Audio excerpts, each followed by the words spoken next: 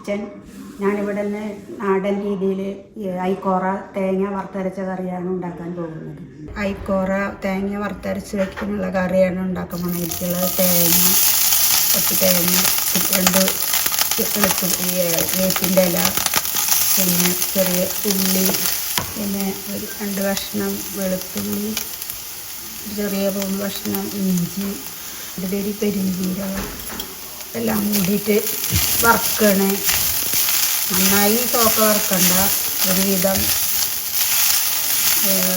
തോന്നാൻ മതി. തേങ്ങ ഇത്ര മൂക്കാനേ പാടുള്ളൂ. ഇനി ഇതിലേക്ക് എരിവിന് ആവശ്യമുള്ളവർക്ക് തോന്നിയിടാം. ഞാൻ അതിലേക്ക് 2 ടീസ്പൂൺ മുളക് പൊടി ഇടുന്നുള്ളൂ.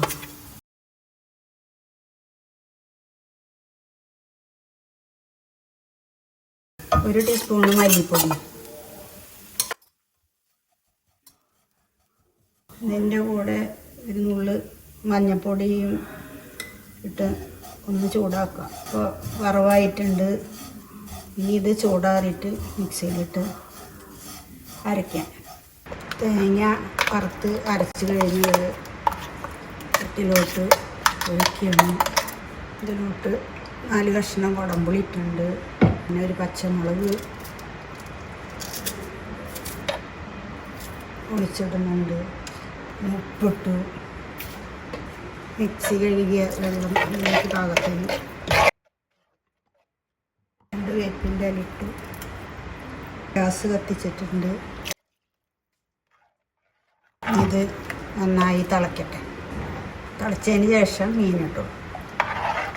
കറി നന്നായി തിളച്ച് വന്നിട്ടുണ്ട്. ഇനി അതിലേക്ക് മീൻ കഷ്ണങ്ങൾ, ഐക്കോറ കഷ്ണങ്ങൾ ഇതിലിടണം. നന്നായി തിളച്ച് വേവട്ടെ.